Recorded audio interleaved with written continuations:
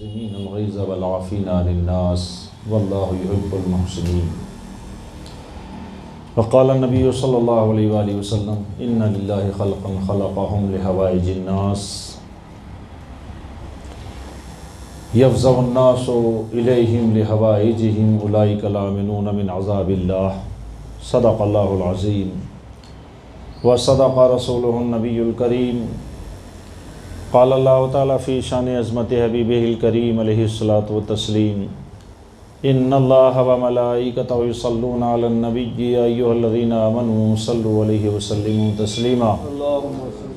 अल्लाहुम्मा सल्लि अला सय्यदिना व अला आलि सय्यदिना व मौलाना मुहम्मदिन व बारिक व सल्लिम सलातन व सलामन अलैका या रसूलल्लाह सल्लल्लाहु तआला अलैहि व आलिहि व सल्लम।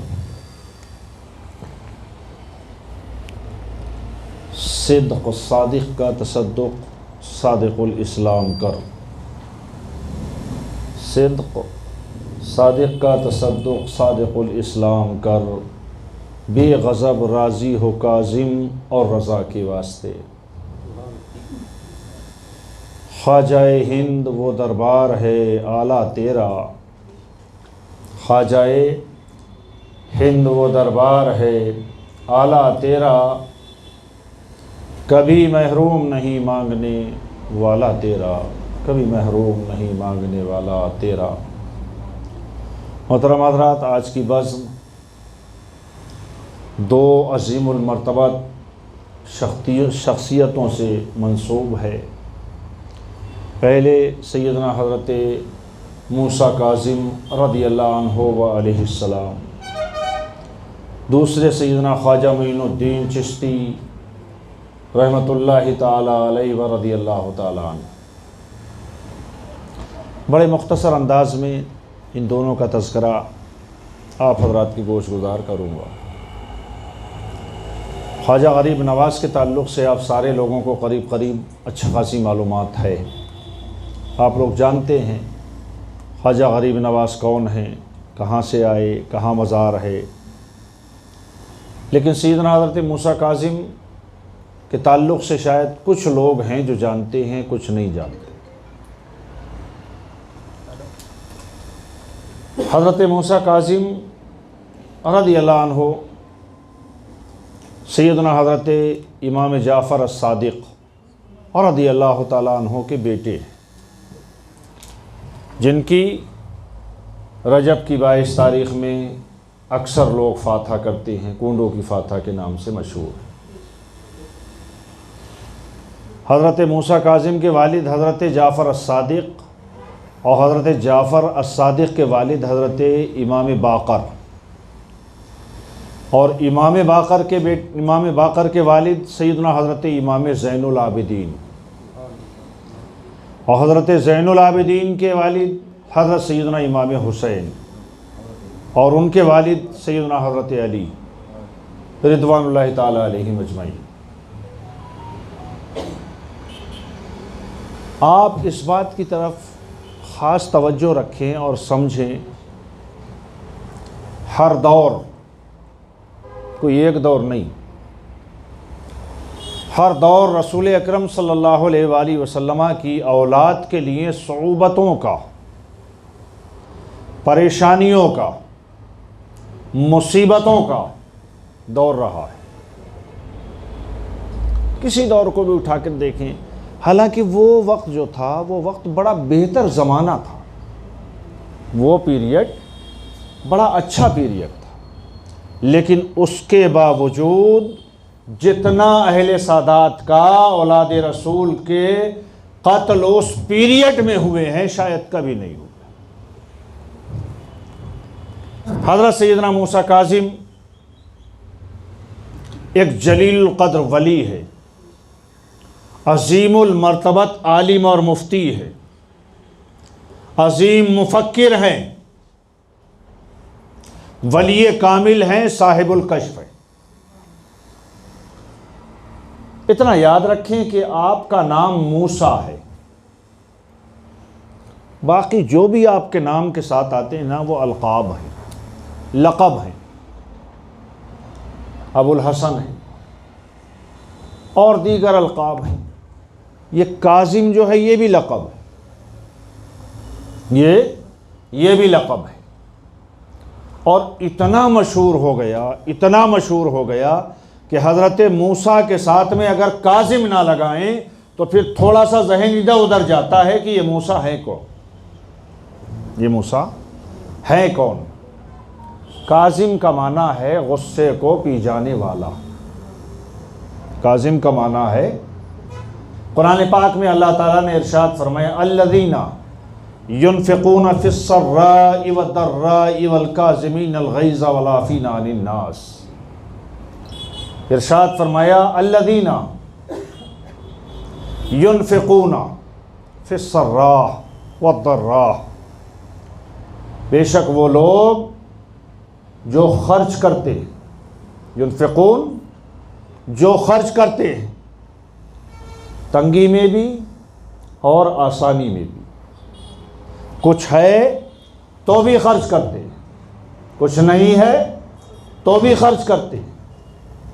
रसूल अकरम सल्लल्लाहु अलैहि वसल्लम के घराने की ये ख़ासियत है कि हमेशा ये खर्च करते रहे, गरीब गुरबा नवाजी करते रहे। और गरीब नवाज भी आज इसमें शामिल है ना। गरीब नवाज का भी नाम गरीब नवाज नहीं है, लेकिन इतना छा गया है ये लक़ब कि आपको अगर मुईनुद्दीन कहो तो आसानी से पहचान नहीं पाता आदमी, गरीब नवाज कहो फ़ौरन पहचान देता। हज़रत मूसा काज़िम, आपकी हालत ये थी अल्लज़ीना युनफ़िक़ूना फ़िस्सर्राइ वद्दर्राइ। आप सफ़रुल मुज़फ़्फ़र, सफ़र के महीने में 7 तारीख़ को जुमे के दिन पैदा हुए। बहुत सी रिवायतों में है, कुछ में मिलता है कि आप मदीने में पैदा हुए और कुछ में मिलता है कि आप मकाम अबवा में पैदा हुए। अहले सुन्नत का मौक़िफ़ ज़्यादातर यही है कि आप मकाम अबवा में पैदा हुए। मकाम अबवा क्या है? मदीने से करीब मक्के के रास्ते में एक मकाम है जहाँ हुज़ूर नबी अकरम सल्लल्लाहु अलैहि वसल्लम अपनी छोटी उम्र में मदीने से अपनी अम्मी हुज़ूर के साथ मक्के को जा रहे थे। आपकी अम्मी का विसाल उसी मकाम पे हुआ था। रसूलुल्लाह की छोटी उम्र में, 5-6 साल की उम्र में, आपकी अम्मी का विसाल उसी मकाम अबवा पे हुआ था और वहीं पर आपका मज़ार मुबारक है। अब आप सोचें कि पूरी कायनात का सरदार उस वक्त किस आलम में होगा। एक तसव्वुर करें यार, एक बच्चा जब उसकी 5-6 साल उम्र हो और उसके सामने उसकी माँ का इंतकाल हो, उसकी तकलीफ़ का आलम क्या होगा। रसूल कायनात सल्लल्लाहु अलैहि वसल्लम की वालदा को मकाम अबवा में दफन कर दिया गया, मज़ार बना दिया गया। अब आने वाला मूसा काज़िम भी जो पैदा हुआ ना, वो ऐसी जगह पैदा हुआ कि पूरी कायनात को रोशन करने वाला नूर जिस माँ के पेट के अंदर 9 महीने रहा था, वो माँ वहाँ नूर फैला रही है। लिहाजा औलाद रसूल भी वहीं जन्म ले रही, वहीं जन्म ले रही। आपने परवरिश पाई। मैं अगर मुकम्मल तरीके से इसकी तरफ आपका रुख करूं, बहुत ज़्यादा वक्त चाहिए। लेकिन हैरत ये होती है कि हमारे यहाँ दीगर लोगों के बड़े बड़े फ़ज़ाइल, बड़े बड़े उनके नाम से जलसे किए जाते हैं, लेकिन ये लोग जो रसूल अकरम सल्लल्लाहु अलैहि वसल्लम के जिगर गोशा हैं ना यार, इनका तो हमको मालूम भी नहीं है कि यार ये है कौन, इनका सिलसिला क्या है, इनके वालिद कौन है, ये कहाँ रहे हैं, इनका मज़ार कहाँ है, इनकी अहमियत और शख्सियत का क्या है। लोग मुकम्मल तरीके से इन बातों से दूर होते गए। और ये हकीकत ये है कि जहाँ पर बादशाहों का तसल्लुत होता है, वहाँ पर बादशाह और बादशाह के लोगों का जिक्र किया जाता है, कायनात के बुज़ुर्गों का जिक्र नहीं होता। कायनात के बुज़ुर्गों की जिक्र नहीं होती। क्यों? सियासी ताकत भी एक बड़ी अजीम ताकत होती। सैयदना हज़रत मूसा काज़िम और रज़ियल्लाहु ताला, हाँ कुरान की आयत में पढ़ रहा था, अल्लज़ीना युनफ़िक़ूना फ़िस्सर्राइ वद्दर्रा, कि वो लोग अपनी तंगी आसानी में अल्लाह के रास्ते में खर्च करते। हज़रत मूसा काज़िम एक ऐसे सखी और करीम का नाम है कि मदीने में नहीं पूरे अरब में मूसा काजिम जैसा सखी कोई दूसरा नजर नहीं आता था आपके दौर में, इतने बड़े सखी थे। आप देखें, एक शख्स है हज़रत मूसा काजिम की ग़ीबत करता है, उनकी चुगली करता है, उनको बुरा बोलता है, लोगों के सामने बुराई कर रहा है, माली नुकसान पहुंचा रहा है।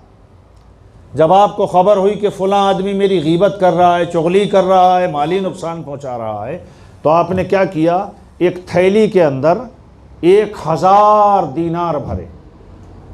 1000 दीनार, दीनार जो है ना, आजकल जो है वो दुबई वगैरह ने जो दीनार बनाए हैं ना, वो कागज़ के होते, लेकिन उनका जो पीरियड था उस दौर में दीनार न कागज़ के होते थे, न लोहे न स्टील के होते थे, बल्कि सोने का एक सिक्का होता था, सोने का सिक्का होता था, कई तोले का, अच्छा खासा वजनीला होता था। 1000 दीनार थैली में भरे और खादिम से कहा ये उस आदमी को दे दो ले जाके जो मेरी ग़ीबत करता है, मेरी चुगली करता है, मेरे माल में नुकसान करता है, लोगों के सामने मेरी बुराइयां पेश करता है। आप अपने दिल से पूछें, अगर आपको कोई बुरा कहेगा ना, आपको गुस्सा नहीं आएगा?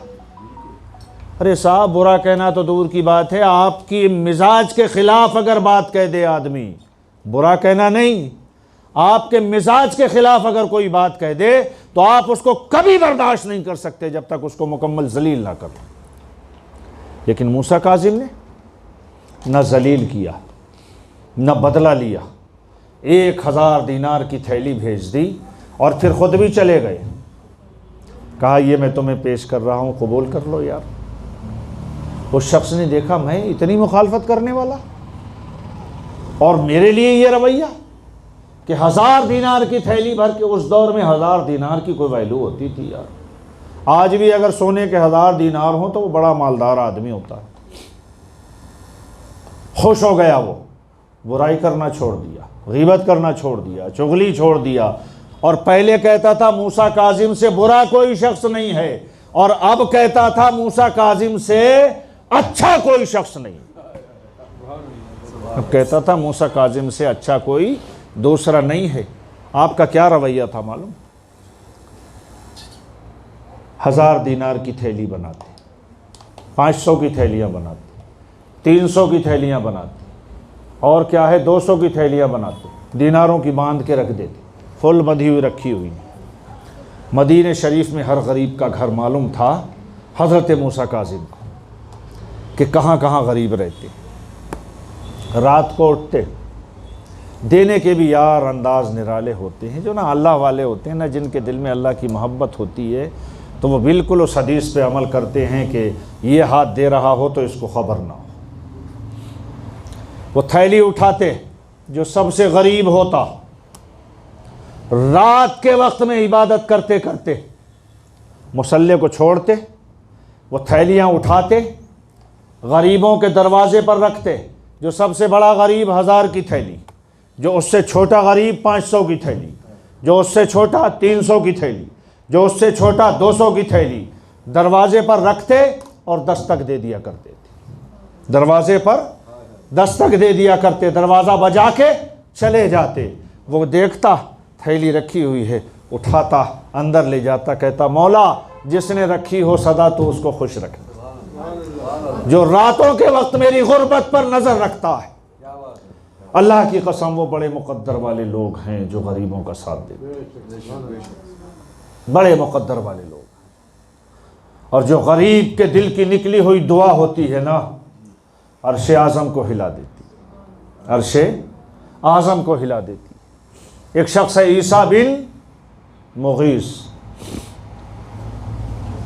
उसने एक जगह पालेज लगाई। पालेज समझते हैं आप? खरबूजे की खेती, तरबूज की खेती, ककड़ी की खेती, ये दीगर चीज़ें जो होती हैं ना, इसको पालेज कहा जाता है। उसने लगा दी साहब, और वो कुएं के पास थी, पानी देता रहा, बड़ी अच्छी खेती होती रही। आखिर में उसके अंदर बड़े तरबूज, खरबूजे और ये ककड़ी वगैरह, खीरे, सब कुछ अच्छे से आना शुरू हो गए। ये तो बड़ा खुश हो गया। मैंने कहा यार अब तो मज़ा आ जाएगा इंशाअल्लाह उल करीम, मेरे हालात बदल जाएंगे। जैसे ही उसकी वो खेती शबाब पर आई, बस अचानक एकदम टिड्डी दल आ गया। टिड्डी जानते हैं आप लोग, छोटे छोटे कीड़े होते, छोटे मतलब अच्छे खासे बड़े होते हैं, वो इकट्ठे होकर आते हैं और खेतियों को खा जाते हैं। वो जिस इलाके में भी पूरा अपना एक राउंड लगा दें, सारी खेतियां बर्बाद। वो उधर आ गए। बेचारा ये तरबूज और खरबूजों को रखाने वाला आदमी इसकी पहलेज में आकर के जुट गए। पूरे तरबूज खा गए, पूरे खरबूजे खा गए, पूरी ककड़ी खा गए, पूरे खीरे खा गए, सब कुछ खा गए। आखिरकार ये अपना सर पकड़ के वहां बैठ गया और इसने 120 दीनार उस पर खर्च किए थे उस वक्त। अंदाज लगाएं, बड़ी खेती थी ना, कुछ फायदे के लिए इसने किया था ना। सर पकड़ के बैठा हुआ था।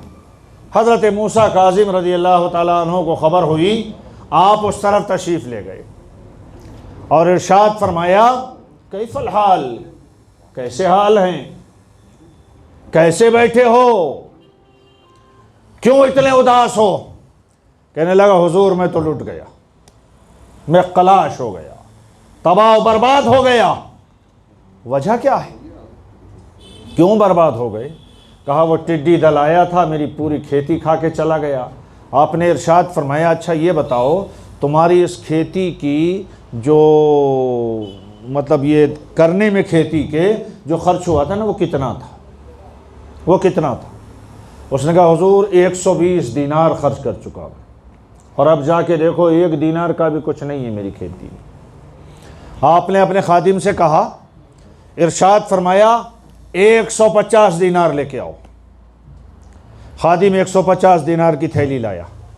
आपने उसको पेश किया और देने के बाद हाथ उठाए और हाथ उठा के दुआ करते हैं, अल्लाह इस शख्स के दीनारों में बरकतें अता फरमा। वो किसी ने कहा था ना, खुद भीग दें और खुद कहें मंगता का भला हो।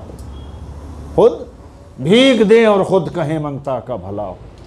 अल्लाह इसके दीनारों में खैर व बरकत अता फरमा। वो शख्स कहता है, ईसा बिन मुगीस कहता है कि हालत ये हुई, अल्लाह की इज़्ज़त की कसम के इधर मूसा काज़िम की दुआ ख़त्म हुई और उधर मेरे दीनारों में बरकतें शुरू हो गई। चंद दिनों में कहता है मैंने 10,000 दिरहम कमाए उससे। चंद दिनों में 10,000 दिरहम। क्यों?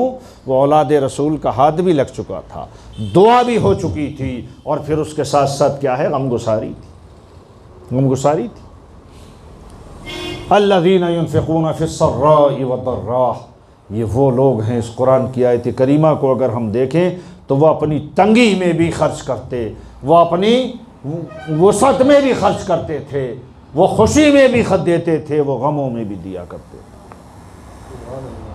हमेशा आपका यही हाल रहा, गरीबों को नवाजते रहे। आप ये सोचें।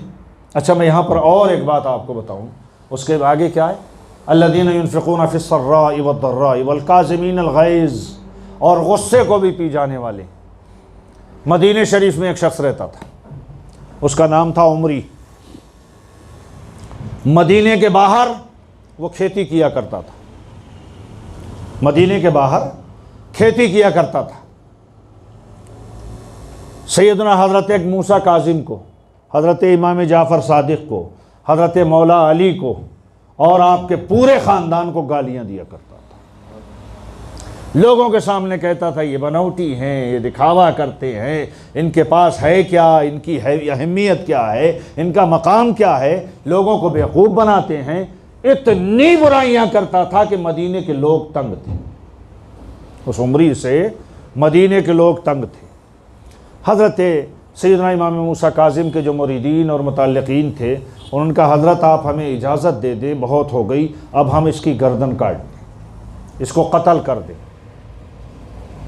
हर दौर में मुतल्लिक़ीन और मुहिब्बीन रहे हैं और हर दौर में बदला लेने वाले लोग रहे हैं, लेकिन हज़रत मूसा काज़िम ने क्या कहा, डांट के इरशाद फरमाया, उसके पास कोई नहीं जा सकता, ना उससे कोई कलाम करोगे, ना उसको बुरा कहोगे। आने वाला गुस्सा था, गुस्से को पी गए, गुस्से को पी गए हैं। अपनी सवारी पर सवार हुए और सवार होने के बाद सीधा मदीने के बाहर जहाँ उसकी खेती थी वहाँ चले गए और उसके खेत में खेती खड़ी हुई है, लहलहा रही है, आपने अपनी सवारी उसके खेत में घुसेड़ दी और वो बैठा हुआ था। कहने लगा, अरे क्या गजब कर रहे हो यार, तुमको शर्म नहीं आती, मेरी खेती में सवारी घुसेड़ दी, सवारी को तबाह बर्बाद कर रहे हो, क्या कर रहे हो आप। मुस्कुराते हुए सीधे उसके पास पहुंच गए, सवारी से उतरे, पूछा क्या हाल है भाई। कहने लगा, ये पूछ रहे हो क्या हाल है, मतलब ये कटे हुए पे नमक छिड़क रहे हो। एक तो मेरी खेती ख़त्म करते हुए आए, दूसरे तुमने आने के बाद में यहाँ पर मुझसे पूछ रहे हो क्या किया है। आपने फरमाया, क्यों खफा होते हो यार, गुस्सा मत करो। अरे अल्लाह के नज़दीक गुस्से को पी जाने वाले लोग बड़े मकाम वाले होते हैं, क्यों गुस्से को पी गुस्सा दिखा रहे हो। हज़रत ने दिरहम व दीनार निकाले, हज़रत ने दिरहम व दीनार निकाले और थैलियाँ पेश कर दी। फरमाया, अगर मेरे आने से तुम्हारी खेती में कोई कमी आई है तो ये ले लो। यार इतनी बड़ी थैली दीनारों से भरी हुई देखने के बाद फ़ौरन उसका तो अक़ीदा ही बदल गया। जितनी गालियाँ देता था सब ख़त्म, जितना बुरा बोलता था सब ख़त्म। अब क्या है, देखा उसने, हज़रत इमाम मूसा काज़िम चल खड़े हुए, मस्जिद में पहुँचे, देखा तो वो वहाँ पर बैठा हुआ था, मस्जिद में बैठा हुआ, जब पहले से कभी मस्जिद में नहीं जाता, मस्जिद में बैठा, आपको देखने के बाद खड़ा हो गया हाथ बांध के। लोगों ने देखा है ये तो मस्जिद के दरवाजे पे खड़े होकर मूसा काज़िम को गालियाँ देता था, आज यहाँ पर बैठा है। लोगों ने पूछा क्या हुआ, कहा रुख बदल गया, रुख बदल गया। कैसे, कहा ये आए थे, इन्होंने ये सलूक किया। हज़रत मूसा काज़िम ने अपने पूछने वालों से कहा, ये बताओ वो कत्ल करने वाला इरादा अच्छा था या हमारी ये तदबीर अच्छी थी कि खेती भी बाकी रह गई और दिल भी बदल गया। खेती भी बाकी रह गई, दिल भी बदल गया। वल काज़िमीनल गैज़, ये गुस्से को पी जाने वाले थे। अल्लाह ने इन्हीं लोगों की सिफ़ात को कुरान के अंदर बयान किया है, यार इन्हीं लोगों की सिफ़ात को बयान किया है। अच्छा फिर ये देखें, अच्छा एक बात सोचें आप, अगर आपने किसी के साथ एहसान किया है और आप किसी को पालते हैं, तो जिसको आप पालते हैं, जिसके साथ एहसान किया है, वो तो अपनी जान की बाजी आपके साथ लड़ाने तैयार हो जाएगा ना, वो तो हमेशा आपके तराने गाएगा। लेकिन अगर कोई बड़ा हो, बादशाह हो, हुक्मरान हो, तो जब वो आपके तराने गा रहा है और बादशाह को मालूम हो, तो बादशाह को तो गुस्सा आना लाजमी, क्योंकि यार मेरे होते हुए इसके तराने गा रहा है, मेरे होते हुए इसकी तारीफ़ें हो रही। ये अहले बैत के साथ जितने मजालिम हुए ना, फ़कत इस वजह से हुए कि आम पब्लिक सारी की सारी अहले बैत के साथ रही, बादशाह लोगों को गुस्सा आता रहा। वहाँ क्यों जाते हो, उनसे क्यों बात करते हो, उनसे क्यों कलाम करते हो। हालात ये हैं कि मूसा काज़िम की बारगाह वो है कि जिसमें बड़े बड़े अच्छे, बड़े बड़े चोटी के बुज़ुर्ग वहाँ पर सर झुकाए नज़र आते। हज़रत शफ़ीक़ बल्खी रहमतुल्लाह ताला अलैह बड़े जलील क़द्र बुज़ुर्गों में शुमार किए जाते। मूसा काज़िम गुस्से को भी पी जाने वाले, वल आफ़ीना अनिन नास, और लोगों को भी माफ़ करने वाले हैं। लोग गालियाँ देते हैं, ये माफ़ करते चले जाते हैं। इस घराने की यार खसलत ही है, इस घराने की खसलत ही है।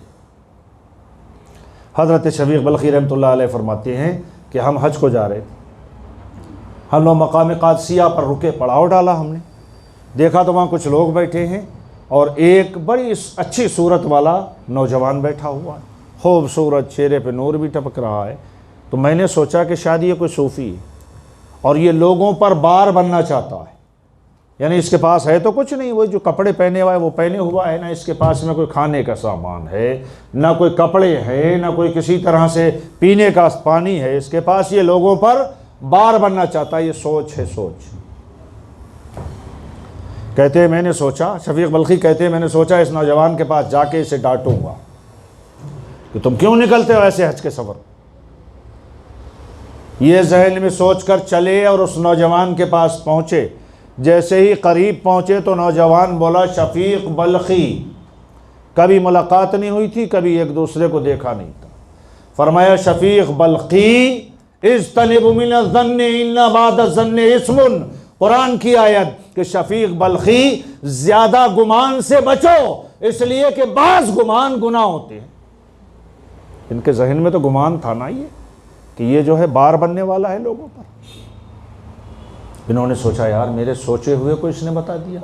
अल्लाह वाला वो होता है जो साहिब कश्फ हो, जो आदमी सोच रहा हो वो भी जान लेता है, जो आदमी तसव्वुर कर रहा हो उसको भी पढ़ लेता है। तो शफीक बल्खी कहने लगे ये अल्लाह वाला है कोई। सोचा कि इनके साथ जाएंगे, आगे बढ़ा। हज़रत मूसा काज़िम वहाँ से जा चुके। फिर दूसरा मकाम आया वासिक़ा, वाक़िसा, वहाँ पर इन्होंने क़ियाम किया। देखा, इन्होंने ये सोचा था कि मैं उस नौजवान से मैं जाकर माफ़ी मांगूंगा, जाकर माफ़ी मांगूंगा। क्यों? मैंने ऐसा तसव्वुर किया था या डांटना चाहता था। कहते हैं मकामे वाक़िसा पर जब मैं पहुंचा, देखा कि वो नौजवान नमाज पढ़ रहा है। मैं चला गया, इंतज़ार किया। बहुत देर के बाद सलाम फेरा, और सलाम फेरने के बाद में इरशाद फरमाया शफीक बल्खी, हर दौर में हर वक्त नाम ले रहे शफीक बल्खी। जो आदमी तौबा का इरादा कर लेता है अल्लाह उसकी ख़ताओं को माफ़ कर देता है। मैं सोचा यार वहाँ पर जो इरादा किया था तो भी जान लिया, यहाँ पर इरादा किया तो भी जान लिया। पूरे सफ़र में कहते फिर मैंने देखा इन्होंने काबे का तवाफ़ किया, और तवाफ़ करने के बाद जब आए तो लाइन लगी हुई थी लोगों की मुसाफे के लिए, आपकी दीदार के लिए। मैंने पूछा आखिर ये तो बताओ ये है कौन, ये कौन है? तो एक आदमी कहने लगा आप नहीं जानते, ये हज़रत इमाम जाफ़र सादिक का बेटा मूसा काज़िम है जो सारे रास्ते इबादत करता हुआ है, सारे रास्ते इबादत करता हुआ, साहिब कश्फ। लोगों की लेने लगी रही, लेकिन एक वक्त आया हारून रशीद, बहुत से वाक़यात इनके, क्योंकि मैंने इस पर कई दिन से मुसलसल स्टडी की और पढ़ा कि हज़रत मूसा काज़िम क्या है। मैं भी इतना नहीं जानता था, आपको हकीकत बताऊं, लेकिन जब पढ़ा तो आपके हालात मालूम। हारून रशीद, इसकी लोग बड़ी तारीफ़ करते हैं यार, पढ़ने के बाद मालूम हुआ कि वो इंसान क्या था। मदीने को आया, हज करने आया, हज करके मदीने आया। रसूल अकरम सल्लल्लाहु अलैहि वसल्लम के रोज़े शरीफ के पास खड़ा है। ये गुंबद नहीं था, उस वक्त बिल्कुल करीब होते थे कब्र नबी सल्लल्लाहु अलैहि वसल्लम। खड़े होकर उसने कहा क्या, बादशाहों को भी अपनी शान दिखाने की आदत होती है ना, ये शान दिखाने का तरीक़ा पहले से ही चला आया है। अपनी अपनी शानों को दिखाना यह समझा जाता है कि हाँ बस इसी में कामयाबी। रसूल कायनात के रोज़े के पास हारून रशीद खड़ा है और खड़े होकर कह रहा है या रसूल अल्लाह, एक जुमला, ऐ मेरे चचा के बेटे, या रसूलल्लाह मेरे चचा के बेटे। ये असल में क्या है, अब्बासी लोग जितने भी हैं ना, हारून रशीद हो या क्या है मेहदी हो या दीगर खुलाफा हो या जाफ़र हो या मंसूर हो, ये सब के सब हज़रत अब्बास रज़ी अल्लाह तआला अन्हु की औलाद हैं, और हज़रत अब्बास रसूलुल्लाह के चचा हैं, रसूलुल्लाह के चचा हैं। तो अब हज़रत अब्दुल्ला रसूलुल्लाह के जो वालिद हैं ना, वो हज़रत अब्बास के भाई, तो अब अब्बास की औलाद के अब्दुल्ला चचा हुए। तो वो क्या कह रहा है, लोगों को दिखाने के लिए कि मेरी शान क्या है, कहता है या रसूलल्लाह मेरे चचा के बेटे, तुझ पर सलाम हो। हज़रत मूसा काज़िम वहाँ तशरीफ़ फरमा थे, हज़रत मूसा काज़िम वहाँ तशरीफ़ फरमा थे। आपने देखा कि हाँ ये अपनी शान को दिखा रहा है, अपनी औकात बढ़ाना चाहता है। वो आगे बढ़े और बढ़ के कहने लगे ऐ मेरे वालिद मोहम्मद मुस्तफ़ा सल्लल्लाहु अलैहि वसल्लम, तुम पर सलाम हो। तो चचा का बेटा कह रहा था। हज़रत मूसा काज़िम कहते हैं मेरे वालिद, क्यों? हकीकतन ये वालिद। और एक मरतबा हारून रशीद ने सवाल भी कर दिया था, कहने लगा यार तुमको अपने सादात होने पर बड़ा फ़ख्र है, बड़ा गुमान करते हो, हमसे ज़्यादा तुम अपना मकाम तसव्वुर करते हो, क्या वजह है? तुम रसूलुल्लाह के बहुत करीब समझे जाते हो, अपने आप को समझते हो, वजह क्या है? हज़रत मूसा काज़िम ने जवाब दिया, इरशाद फरमाया, अच्छा हारून रशीद ये बताओ, तुम्हारी एक बेटी हो और रसूलुल्लाह हयात ज़ाहिरी में हो और रसूलुल्लाह अपने निकाह का पैगाम भेजें कि हारून तुम्हारी बेटी से मेरा निकाह होना चाहता है, क्या आप राज़ी हो जाओगे, मानोगे? हारून रशीद कहने लगा, मानोगे? अरे इससे बड़ा मुकद्दर फिर होगा किसका यार। कहने लगा, मैं तो अरब व अजम दोनों जगह इस बात का फ़ख्र करूँगा कि रसूलुल्लाह ने मेरी बेटी के लिए अपना निकाह का पैगाम भेजा है। कितनी बड़ी शान है। हज़रत मूसा काज़िम ने कहा, अगर रसूलुल्लाह सल्लल्लाहु अलैहि वसल्लम हयात ज़ाहिरी में होते तो हमको ना पैगाम भेजते निकाह के लिए, और अगर कोई पैगाम होता भी तो हम निकाह भी नहीं करते। कहा क्यों? कहा इसलिए कि हमारी बेटी रसूलुल्लाह की बेटी है और कोई बाप कभी किसी बेटी से निकाह नहीं करता है, कोई बाप। लिहाजा तुम्हारे गैर होने का यही सबूत है कि वो निकाह का पैगाम देते तो तुम कबूल कर लेते। हम रसूलुल्लाह के बच्चे। आप सोचिए, इसमें कोई किसी तरह से भी ना कोई गलत बात थी, ना गलत तासुरात थे, ना हकीकत से हटी हुई थी, लेकिन इस बादशाह को सख्त तरीन गुस्सा आया। किस पर? मेरे मुकाबले में ना मूसा काज़िम ने कहा है कि मेरे वालिद तुम पर सलाम। कहने लगा, हाँ जो तुम फ़ख्र करते हो ये तुम्हारे लिए हक़ है। वहाँ तो इसने कह दी। सिर्फ इतने वाक़ये की बुनियाद पर हज़रत मूसा काज़िम को 14 से 15 साल तक कैद में रखा था। जब ये वहाँ से चला, इसने कहा मूसा काज़िम को गिरफ्तार करो। इसके जो फ़ौजी थे ना, हज़रत मूसा काज़िम के घर पर गए, पता चला रसूलुल्लाह के रोज़े पर आए। आने के बाद मुस्तफ़ा के रोज़े के सामने हज़रत मूसा काज़िम के हाथों में हथकड़ियाँ डाल दी और वहाँ से क़ैद करके 2 डोलियाँ, डोली जो होती है ना जिसमें दुल्हन वगैरह को सवार करती, 2 डोलियाँ मंगाई गई। एक में मूसा काज़िम को बिठा दिया और एक खाली, और फ़ौज को कहा लेके जाओ। मतलब इसने वहाँ पर एक ये कुछ तासुरात पेश करना था कि कौम को ये भी ना पता चले कि मूसा काज़िम है कहाँ। करते हैं ना, किसी को अगर अचानक पकड़ लें, ले जा कर के ऐसी जगह डालते हैं कि ख़बर भी नहीं होगी। उसने भी वही किया। वहाँ से सीधा बसरा भेजा। बसरे में ईसा नामी एक शख्स था, उसकी मईयत में दिया कि तू इसको कैद करके रखेगा। 1 साल तक मुसलसल उसने कैद करके रखा, खाना खिलाता रहा, नज़र रखता रहा, लेकिन सारी रात इबादत में, सारा दिन रोज़े में गुजर जाता। 1 साल के बाद में उसने कहा, हारून रशीद, मैंने 1 साल तक मूसा काज़िम को देखा है, ना वो तेरे ख़िलाफ़ है, ना हुकूमत के ख़िलाफ़ हैं, ना ही क्या है लोगों के ख़िलाफ़ है, हमेशा तेरी हुकूमत के लिए दुआ करते हैं। लिहाजा इनको तो किसी और के ज़िम्मे दे दे, वरना मैं इन्हें छोड़ दूँगा। मैं कभी ऐसा नहीं कर सकता। वो चाहता था कि उन्हें कत्ल करवाए, वो चाहता था कि उन्हें कत्ल कराए, मगर उस शख्स ने कहा यह कभी नहीं हो सकता कि मैं मूसा काज़िम के खून से अपने हाथों को रंगूं। फिर उसके बाद में उसने हज़रत मूसा काज़िम को फिर बगदाद बुला लिया, बगदाद के अंदर कैद में रखवाया। चाहता क्या था?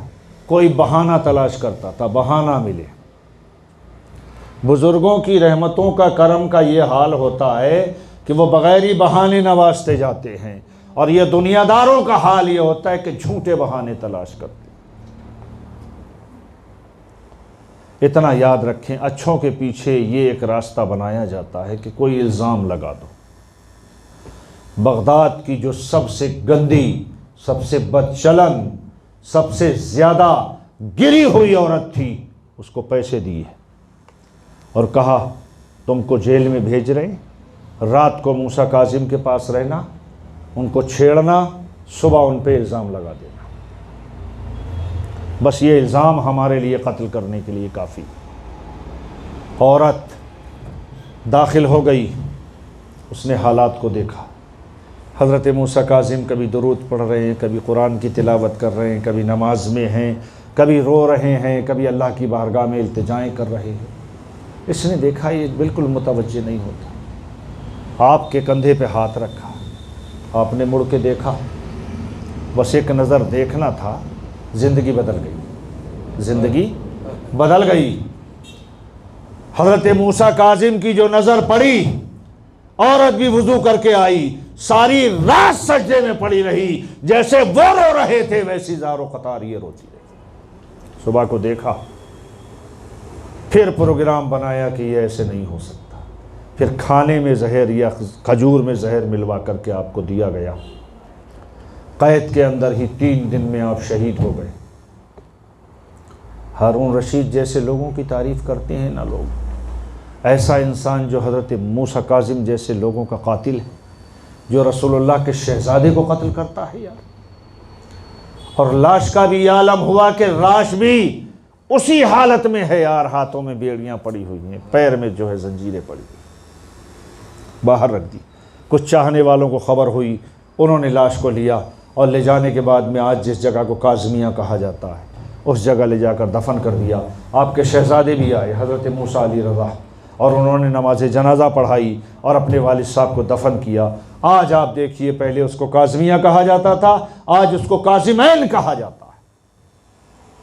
अल्लज़ीना युनफ़िक़ूना फ़िस्सर्राइ वद्दर्राइ वल्काज़िमीनल ग़ैज़, गुस्से को पी जाने वाले।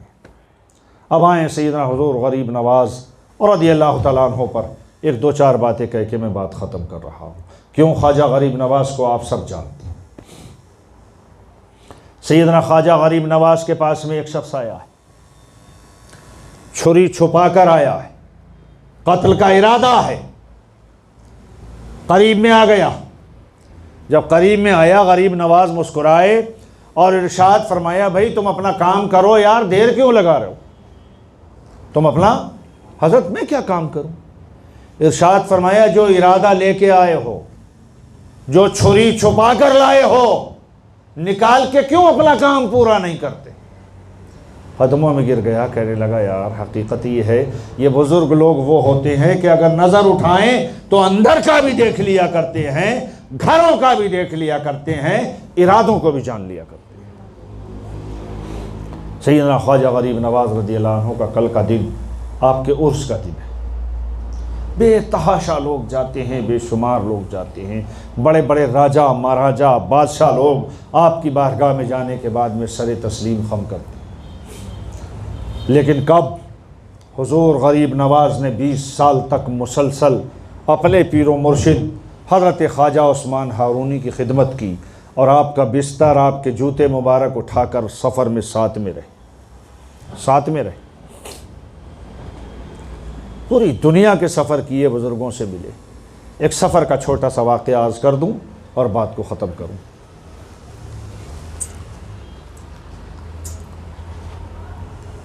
समरकंद एक जगह है, बुज़ुर्गान दीन का मरकज़ रहा है। हज़रत ख्वाजा गरीब नवाज़ समरकंद पहुँचे, वहाँ पर जलवागर थे। एक मस्जिद बन रही थी। जब मस्जिद बन रही थी तो मौलाना लोगों को इकट्ठा किया गया, भाई ये बताओ क़िबला किधर है? तो उसमें सबसे बड़े जो मौलवी साहब थे, उन्होंने बहुत देर गौर व खौस किया और बोले क़िबला इधर है। सरकार गरीब नवाज़ का जवानी का आलम था। गरीब नवाज़ ने फरमाया, नहीं इधर नहीं है क़िबला इधर है। यह हज़रत अबुल्लैस समरकंदी रहमतुल्लाह ताला अलैह के महल के पास का वाक़या इधर है। मौलवी तो वही होता है ना जो अपने आप को बड़ा समझता है, उसकी नज़र में तो कोई बड़ा होता ही नहीं है यार। क्या यार, कल के बच्चे हो, आने के बाद मुझसे बुझ जोड़ते हो? तुम जानते हो मैं हदीस जानता हूँ, मैं क्या है तफसीर जानता हूँ, मैं कुरान जानता हूँ, मैं फ़लसफ़ा जानता हूँ, इल्म कलाम जानता हूँ, मंतिक़ जानता हूँ, फ़लाँ इल्म जानता हूँ, सारे इल्म गिना दिए। गरीब नवाज़ ने कहा, भाई इन इल्मों की वजह से तुम काबे का तयन कर रहे हो ना? कहा हाँ। तुम क्या कर रहे हो? तुम बच्चे होकर के ये कर रहे हो? नौजवानी का आलम है। गरीब नवाज़ ने उसका कॉलर पकड़ा, गुस्सा आ गया। लेकिन क्या है, वल काज़िमीनल ग़ैज़, मारा धाड़ी का तो मसला ही नहीं है, गुस्से को पी जाना है। और कॉलर पकड़ के उसकी मुंडी फिरा के मुंह घुमा दिया। इरशाद फरमाया, किताबों के पढ़ने वाले सुन ले, अरे तू किताबों को पढ़ के किबले को समझता है, मैं मोहम्मद रसूलुल्लाह का बच्चा हूं, किबले को देखकर समझता हूं। नजर डाल ये किबला तेरे सामने है कि नहीं। देखा तो किबला सामने नजर आ रहा है। कहता है हुजूर माफ कर। उनका किताबों वाला इल्म नहीं है जो तू सिर्फ किताबों से चला रहा है। यहाँ तो क्या है, बल्कि वो किसी शायर ने कहा था, शायद वो ऐसी मकाम के लिए कि तूने पी किताबों से, मैंने पी निगाहों से, फर्क है बहुत वाइज तेरे मेरे पीने। खड़े हो जाएं, सलातो सलाम पढ़ने, वाखिर दावाना अनिल हम्दुलिल्लाहि रब्बिल आलमीन। ले